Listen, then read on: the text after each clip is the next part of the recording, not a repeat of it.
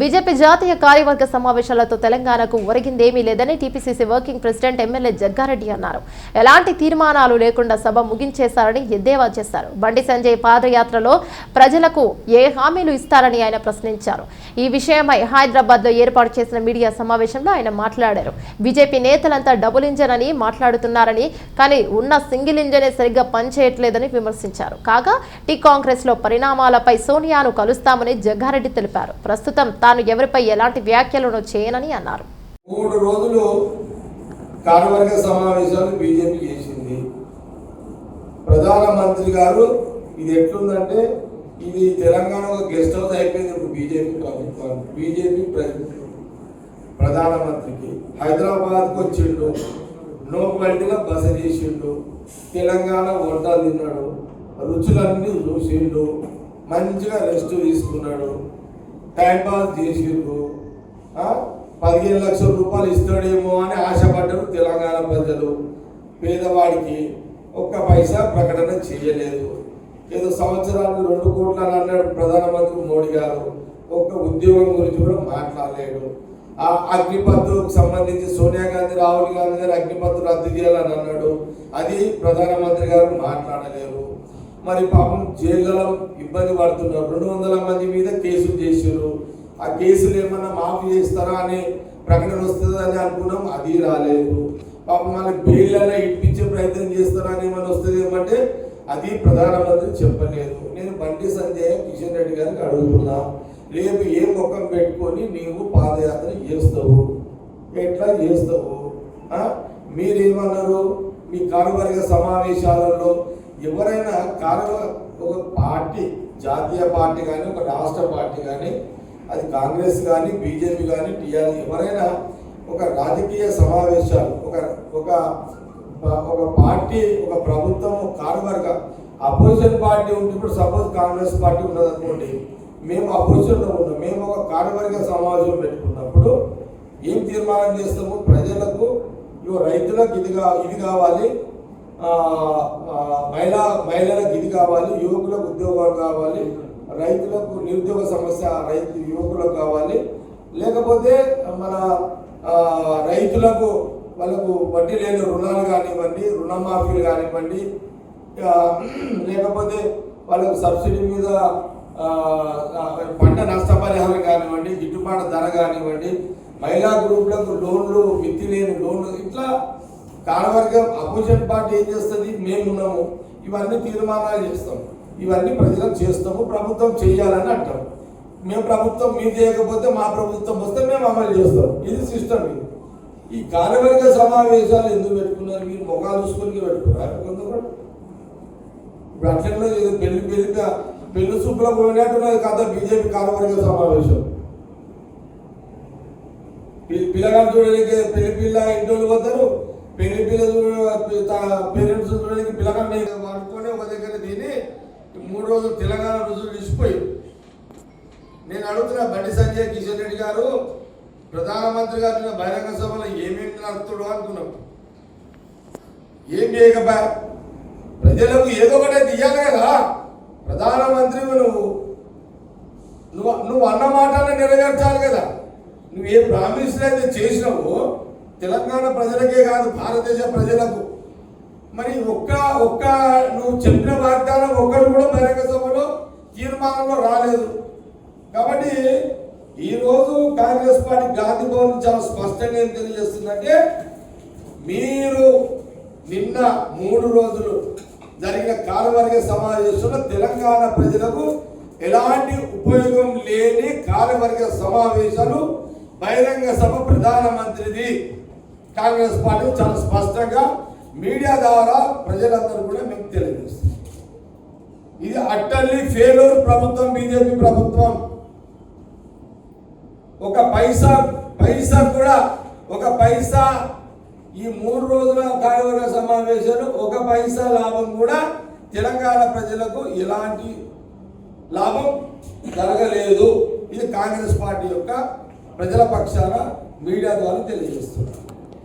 ఇప్పటి నుంచిగా రేపు బండి సంజయ్ గారు ఒకటే అడుగుతాం, ఇక మీరు పాదయాత్ర చేస్తే ఆ పాదయాత్ర ఎక్కడ చేస్తారో ఈసారి మేమందరం ఆయన పాదయాత్ర ఎక్కడ చేస్తే ఆయనకు వచ్చి నీతో చర్చ పెడతాం.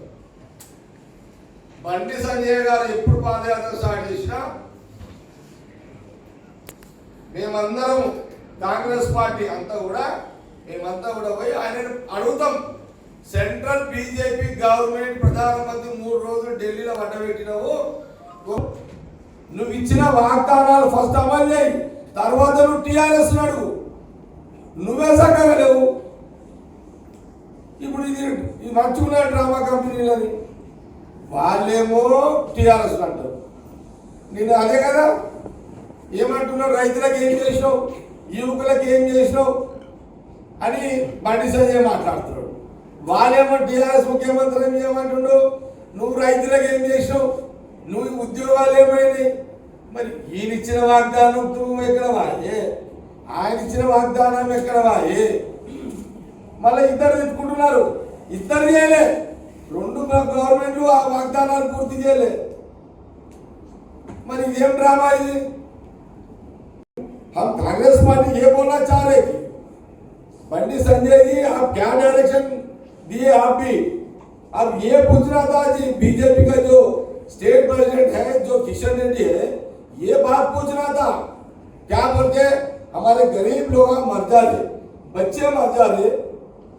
बंडी संजय जी मैं एक सवाल मैं कर रहा हूं, मैं जो तेलंगाना हिस्ट्री जो तेलंगाना में जो गोसा जिला में गोसा भगवान है वो आप बोल सके, मगर वो भगवान के दिल में क्या था? वो भगवान दिल में यह रहता कि भाई ये जो सिकंदराबाद को जो बच्चे आर्मी में जाएंगे बोल के जो सोचे बच्चों को ये अग्निपथ लाके आप जो वो लोग था वो जॉब्स का तो चॉइस नहीं थे, फिर उसके लिए तुम बात नहीं करे। बंडी संजय को मैं यही सवाल बोल रहा हूँ, ये हिस्ट्री पूरा दिया कौन सा जिला में कौन सा भगवान है बोल के प्रधानमंत्री अच्छा पढ़े वो मेदक में चर्च है, मेदक चर्च के लिए नहीं बोले। फिर यहाँ हैदराबाद में अच्छा दरगाह है नामपल्ली में, यहाँ दरगाह के लिए नहीं बोले। फिर भाई हम ये पूछना चाह रहे कि अब इतना थोड़ा भगवानों के नाम बोल के चरित्र बोल लिए भाई साहब। हम ये बीजेपी से ये सवाल हम पूछ रहे हैं, ये भगवानों का हम हम लोग जा रहे हैं भगवानों का नहीं, सालों से जा रहे। आप आके रामप्पा के लिए बोलते, अरे भाई हम बीजेपी के ये पूछना चाह रहे भाई सारी दुनिया को मालूम या कौन सा जिला में कौन सा भगवान है, वो भगवानों को सब पब्लिक जा रहे वहां जाके पूजा कर रहे। मगर जो तेलंगाना में जो गरीब पब्लिक वो पब्लिक जितना परेशानी है, वो लोग का मजबूरी क्या है, वो लोग का किसान का रोजगार कैसा चल रहा, किसान का क्या हाल है तेलंगाना में, कुछ किसानों के लिए बात करें क्या? मैं पूछना चाह रहा हूं प्रधानमंत्री जी को, बंडी संजय को, किशन रेड्डी को, किसानों के लिए क्या बात किया, क्या काम करे, क्या बात करे? कोई सवाल आपका कोई किसानों के लिए बातचीत नहीं है? रिक्शा वाला क्या कर रहा, ऑटो वाला क्या कर रहा, कूली क्या कर रहा, कोरोना का टाइम में जो मुसीबत उठाए वो लोग का हाल क्या है? सोनिया गांधी राहुल गांधी నాయకత్వంలో కాంగ్రెస్ పార్టీకి లాయల్టీగానే పనిచేస్తారు. ఇలా ఎలాంటి లేదు అభిప్రాయం, ఇంకోటి ఆలోచన కూడా ఉండదు. ఆండ్లు ఎత్తాడా ఇండ్లు ఎత్తాడా అనే ఆలోచన కూడా ఎవరు ఊహించుకోకండి. నేను ఎక్కాలనుకుంటే నాకు ఎవరు అడ్డం లేదు, నేను పోవాలనుకుంటే నన్ను ఎవరు అడ్డం తాకుతూ నేను ఆగిపోయి కాదు. ఈడ ఇష్టపూర్వకం ఉన్నాయి కొంత ఛానల్స్, కొంత యూట్యూబ్ ఛానల్స్ వచ్చినాయి సరే, నేను దాని కూడా నేనేమో మీ రైట్స్ మీకు ఉన్నాయి, అవి మీ అనుమానాలను మీరు రాసులు నేను తప్పు అనుకోను, కానీ మీ అనుమానాలు నివారించాలి కాబట్టి నేను మాట్లాడుతున్నాను. మీరు ఏ కార్యక్టర్ యువ శక్తులు అనే దాని కాదు, పార్టీలో ఉండి పార్టీ నాయకులు ఎక్కువని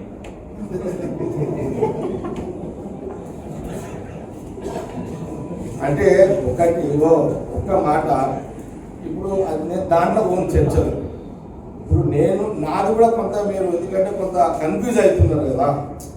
నేను ఒక సంచలన వ్యాఖ్య చేస్తా అనేది కూడా నిజమే. ఆ సంచలన వ్యాఖ్య ఇంకా టైం ఉన్నది, ఇంకా సమయం ఉన్నది. నేను ఎలాంటి సంచలన వ్యాఖ్యలు చేసినా ఎలాంటిది మాట్లాడినా అది కాంగ్రెస్ పార్టీకి ఉపయోగపడేటట్టే మాట్లాడతా. ఇప్పుడు ఆ జిల్లా నుంచి ఈ జిల్లా నుంచి ఫోన్లు వస్తున్నాయి, నాకు వస్తున్నాయి, నా భార్యకు వస్తున్నాయి. విన్నామా ఏమైనా వస్తున్నాయి ఇక వాళ్ళకి ఫోన్ అన్న. కానీ వాళ్ళకు కూడా దయచేసి చెప్తున్నా విన్నారా, నా వల్ల నిన్న మీరు ఒకటే జ్ఞాపకం పెట్టుకోండి. ఉమ్మడి రాష్ట్రంలో యావత్తు తెలంగాణ గడ్డ మీద తెలంగాణ కావాలని తెలంగాణ కోసమే ఉన్న తెలంగాణ వచ్చేదాకా వదిలే ఆఖరి చంద్రబాబు నాయుడు కూడా బెండ్ అయ్యాడు, జగన్ బెండ్ అయిపోయాడు, తెలంగాణ లెటర్ ఇచ్చేసాడు. కాంగ్రెస్ అయితే కేసీఆర్ బ్యాక్గ్రౌండ్ నుండే నడిపించింది తెలంగాణ స్టేట్ కోసం.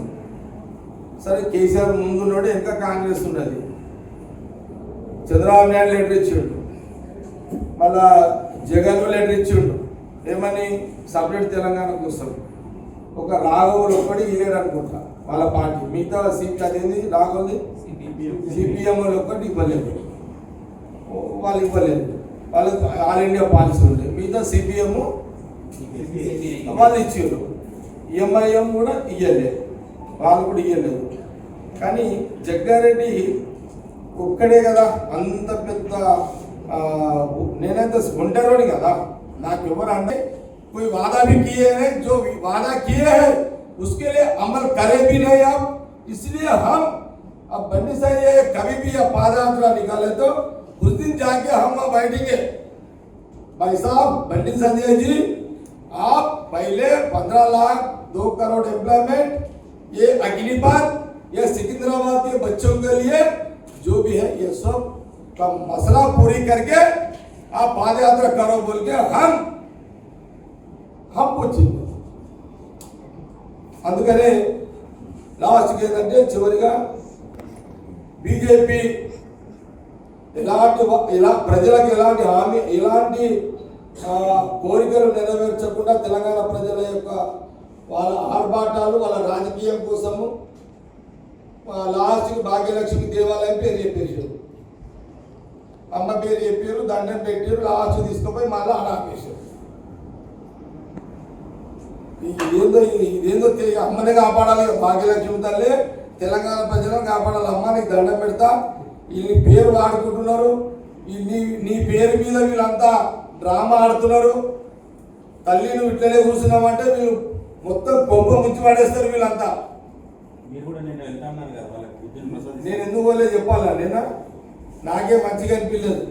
ఎందుకంటే నేనేమన్నా నేను ప్రతి సంవత్సరం పోతాను చెప్పినా కదా. నేను అనుకున్నా ఇట్లా మీడియా బాగుండదు, ఇదేదో రాజకీయం చేసినట్టు ఉంటుంది. సప్పుడుదాకా మంచిగా పొద్దున పూట ఎప్పుడైనా మీకు ఎవరు చెప్పకుండా సప్పుడుదాకా పోయి అమ్మని మొక్కి అమ్మ అందరూ సల్లగా చూడతాదని చెప్పి వస్తామని అనుకున్నా. నేను పోతా ఇట్లా అది వేరుగా. నేను పోయేటప్పుడు ఇక ఈ అంత జాతర గీతన వద్దుగా, మీడియా కూడా వద్దు, సప్పుడుదాకా పోయి అమ్మని మొక్కేసి వస్తాను. మేము ఎప్పుడు మొక్తాం అట్లే మొక్కేసి వస్తాను. నేను పోయించినాక చెప్తాను. సమావేశంలో తెలంగాణ ప్రజలకు ఎలాంటి మేలు జరగలేదు, ఇది కాంగ్రెస్ పార్టీ చాలా స్పష్టంగా తెలియజేస్తుంది.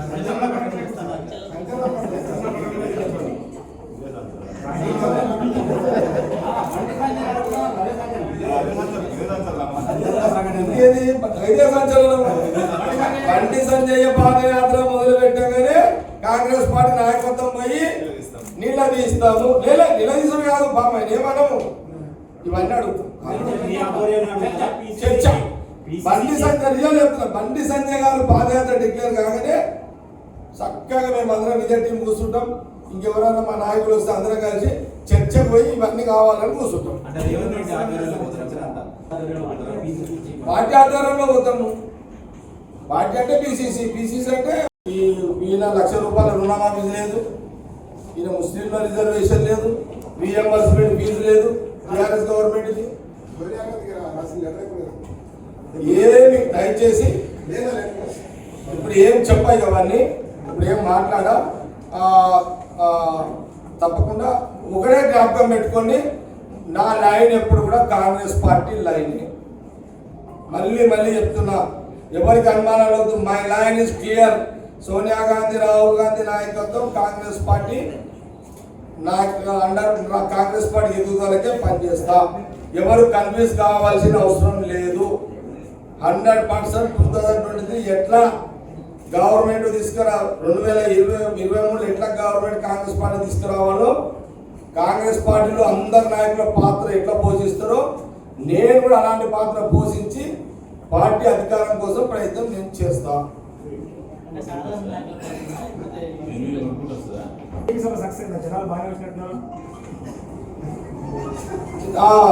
వాళ్ళెంత 10 లక్షలు అన్నారు, ఆడెంత 1,00,000 మంది వచ్చింది. బహిరంగ సభ, ప్రధానమంత్రి బహిరంగ సభ ఫెయిల్. 10 లక్షలు అన్నాడు బండి సంజయ్, 1,00,000 మంది దాటలేదు. కుర్చీలు కూడా 50,000 నిండి. బహిరంగ సభ కూడా ప్రజలు రాలే, వాళ్ళ కార్యకర్తలే వచ్చారు. అది చాలా క్లియర్గా మీడియాలో కనబడ్డది.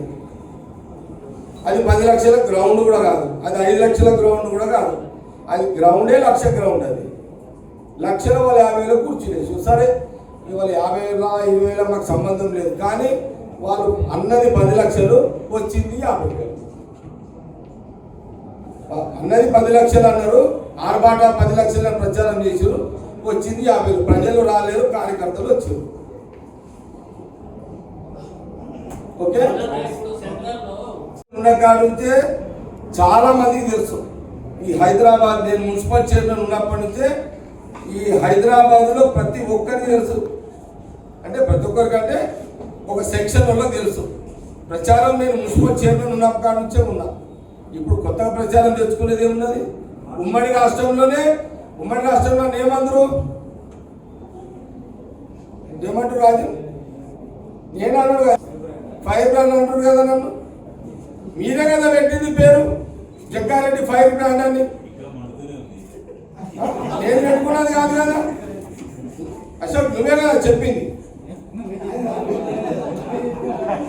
అంటే మీడియాలో ఉన్నది నువ్వు చెప్పినావు, నీ పురుషులు కాదు ఇది. నువ్వు అప్పుడైతే ఫీల్డ్లో లేవు కదా, అంటే ఈ ఫీల్డ్లో గాంధీవంతంగా లేవు కదా అంటున్నా, ఆడే చెప్తున్నా. అంటే నేను ఫైర్ బ్రాండ్ అనేది ఆ టైంలోనే ఉన్నా కదా. ఇప్పుడు నాకేం ప్రచారం అవసరం? ఇక్కడ ఏం చేసుకోవాలి? ప్రచారం చేసుకుని అంత కాదు. నేను ఏమంటున్నా అంటే ఇది ఏదైనా కానీ ఒక అంటే మామూలే అన్నీ నడుస్తుంటాయి. ఇంత మీరు ఇంత మాట్లాడేయాలని చూసిర్రు. నేను ఇప్పుడేమన్నా తిట్టినా? ఎవరినైనా ఇప్పుడు ఎవరినైనా తిట్టినా?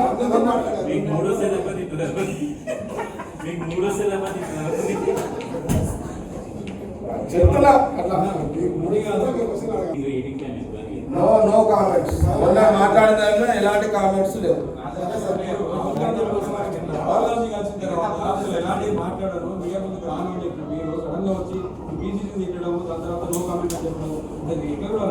అంటే నో కామెంట్స్ అంటే ప్రస్తుతానికి మాట్లాడా అని అంటే కన్ఫ్యూజన్ కాదు. అది కూడా అంటే నేను ప్రస్తుతానికి మాట్లాడా నో కామెంట్స్ అంటే అర్థం అది ఉంటుంది. తప్పకుండా త్వరలో సంచలన ప్రకటన ఉంటుంది. ఏముంటుంది అనేది టైం వచ్చినప్పుడు నేను చెప్తాను. అంతే కదా, కాంగ్రెస్ ప్రజల పక్షాన ఉంటుంది. ప్రజల కోసము సోనియా గాంధీ, రాహుల్ గాంధీ నాయకత్వంలో అపోజిషన్లో కొట్లాడతాము, రూలింగ్ ఉన్న పబ్లిక్ లోనే ఉంటుంది. That is Congress party, Sonia Gandhi, Rahul Gandhi. ఏమి కామెంట్ లెటర్ల విషయంలో కానీ మొన్నటి విషయంలో కానీ ఎలాంటి కామెంట్స్ ఉన్నాయి? ఈరోజు ఇసుక దందల మీద, ఈ బీజేపీ దందల మీద ఏ రాజకీయ పెట్టినాను డామినేట్ చేయలేరు. ఎవరు చేయలేరు నన్ను అట్లా. ఎవడో చెప్తే ఈయన ఈ వ్యవస్థకు, ఈ సమాజానికి మంచిగా ఉపయోగపడుతుందంటే నేను దేనికైనా సిద్ధపడతా. నేను ఎవరికో సొంతానికి ఎవరికో నా నుంచి పడా, ఆ కర్మ అవసరం నాకు లేదు. అలాంటి పుట్టుకలాది కాదు. ఒకవేళ జగ్గారెడ్డి స్టార్ అనిపించుకోవాలనుకుంటే నేను బయట అడిగేస్తే ఒక 1000 మంది రోజు నా పక్కకు నిలబడతారు వచ్చి. నాది అది ఆ పద్ధతి కాదు నాది అని నేను ఎందుకు చెప్తున్నానంటే కొంత నేను కొన్ని స్టేట్మెంట్లతో పార్టీ వాళ్ళే కన్ఫ్యూజ్ అవుతున్నారు. కాకుండా ఎందుకైతే రా ఏమైంది, ఏం కొమ్మలు పోయింది?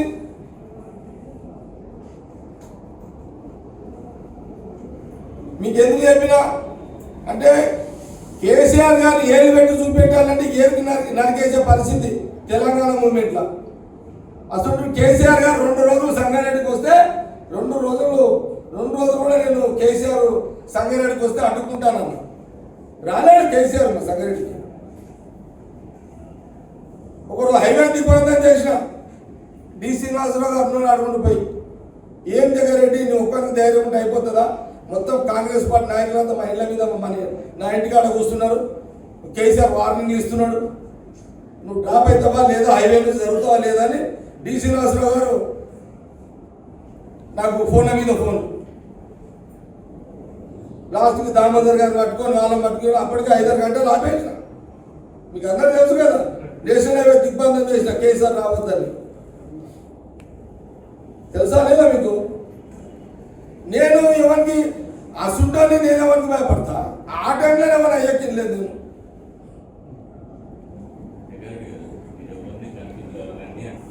కాకండి, ఇది ఒక రాజకీయ పార్టీ, ఇది ఒక రాజకీయ రణరంగం.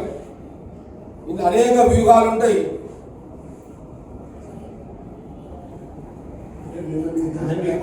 వ్యూహం ఏమనుకోండి, ఇది వ్యూహం ఎత్తుగడం అనుకోండి, అనుకోద్దని ఏముంది. ఇప్పుడు మాది అట్లా కాదు, ఉన్నాయా అంటే మీకు న్యూస్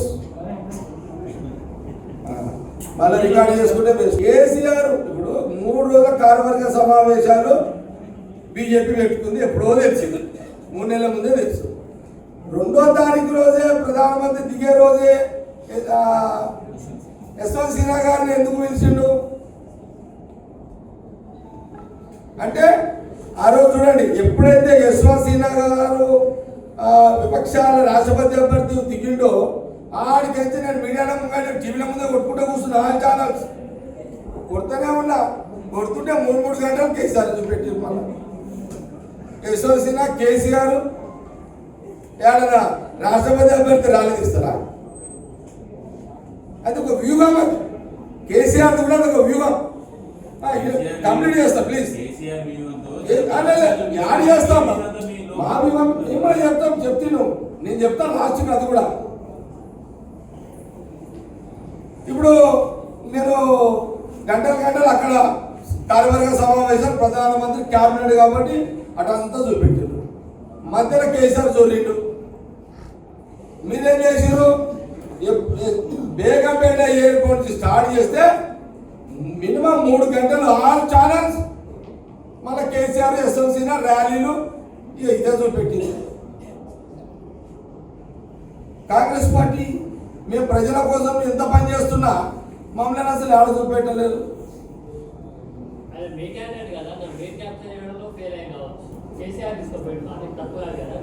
నేను కేసీఆర్ తప్పట్లేదు బ్రదర్, నువ్వు తప్ప అనుకోకున్నావు. నేను కేసీఆర్ వ్యూహం కరెక్ట్. రాజకీయాలలో ఎత్తుగడలు ఉంటాయి. రాజకీయాలలో రాజకీయం అంటే ఒక రాజకీయ పార్టీ ఎత్తు వేస్తే ఇంకోటి ఎత్తుగడ ఇస్తాడు, ఇంకోటి పై ఎత్తుగడ ఇస్తాడు. అయితే ఎత్తుగడ బీజేపీ, పై ఎత్తుగడ టిఆర్ఎస్. ఏది 3 గంటల యశ్వంత్ సిన్హా ర్యాలీ పై, ఇంకోటి ఏంది పైన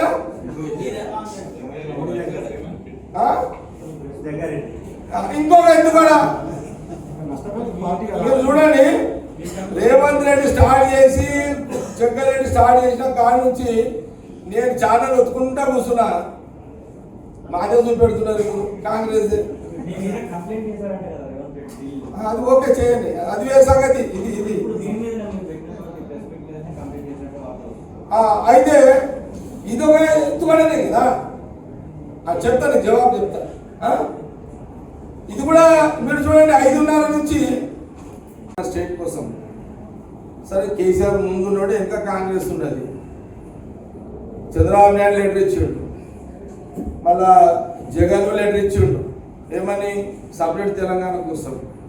ఒక రాఘవులు ఒక్కటి ఇయ్యలేడు అనుకుంటా వాళ్ళ పార్టీ, మిగతా సీట్ అదేంది రాఘవుది సిపిఎం ఒక్కటి ఇవ్వలేదు, వాళ్ళు ఇవ్వలేదు, వాళ్ళకి ఆల్ ఇండియా పాలసీ ఉంది. మిగతా సిపిఎం వాళ్ళు ఇచ్చారు, ఎంఐఎం కూడా ఇయ్యలేదు, వాళ్ళు కూడా ఇయ్యలేదు. కానీ జగ్గారెడ్డి ఒక్కడే కదా అంత పెద్ద, నేనైతే ఒంటరిని కదా, నాకు ఎవరు ఎవరు లేరు. అయినా నేను ఒక్కడేమన్నా ఎస్ కలిసి ఉందాము, కలిసి ఉండాలి అని చెప్పిన. అంత పెద్ద ఒక ఏమంటారు, అంత పెద్ద తెలంగాణ ఉద్యమము, ఒక తెలంగాణ ఉద్యమం ఒక ఏమంటారు తుఫాను, పెను తుఫాను అంటే సునామీ లాంటి ఉద్యమం. అది సునామీ లాంటి ఉద్యమాలు నడుస్తున్న టైంలోనే నేను ఒక్కనే కదా ఉన్నట్టు మాట్లాడింది. ఏమని ఈ రాష్ట్రం కలిసి ఉండాలి అది అని అన్నా. దాంట్లో నాకు చాలా లోతు ఆలోచన ఉండే, చాలా నేను అందుకనే జస్ట్ క్లారిఫై చేస్తున్నా, చారి గారు క్లారిఫై చేస్తున్నా. ఇప్పుడు నేను దాంట్లో డెప్త్ నాకు ఉండే, ఏమని ఉండే అంటే నా ఆలోచన వేరే ఉండే, నేను కలిసి ఉండాలనే దగ్గర నా ఆలోచన ఉండే. కానీ ఆ టైంలో మీరు చూసారు కదా, ఎవడొచ్చి వస్తున్నాడో తెలియదు, ఎవరు పెట్రోల్ వచ్చి గాలి పెడుతున్నాడో తెలియదు, ఎవడు ఇంటి మీద వాడు ఎవడు చంపుతాడు. అలాంటి టైంలోనే నేను ఎవరికైనా భయపడ్డానా? ఎవరికైనా లొంగినా? నాకు రాజశేఖర రెడ్డి గారు అనేటోళ్ళు, జగ్గారెడ్డి నీకు ఎందుకు వచ్చింది ఆలోచన అంటే, నా ఇష్టం సార్, నా ఆలోచన వేరే ఉంది సార్. రోషి గారు కూడా అడిగారు, ఎందుకు నువ్వు తెలంగాణలో ఉండవు, నీ పంచాయతీ ఎందుకు నీకు అన్నాడు. సార్ నాది, నా ఆలోచన నాది సార్ అన్న. అది కిరణ్ కుమార్ రెడ్డి గారు 100 సార్లు చెప్పుంటాడు, ఎక్కడ నువ్వు ఈయనే ఉంటావు కదా, ఎందుకు ఇదంతా అని అన్నాడు. సార్ నేను ఎవరో చెప్తే చెయ్య, నన్ను ఎవరో ఏదో ఏమంటే చెయ్య, నాకు 10 మందికి ఇది మేలు అవుతుంది, ఇది 10 చాలా మందికి ఉపయోగపడుతుంది అంటే అదే మాట్లాడతా. వాళ్ళు చెప్పింది వీళ్ళు చెప్పింది ఇలా అని చెప్పిన విన్నారా?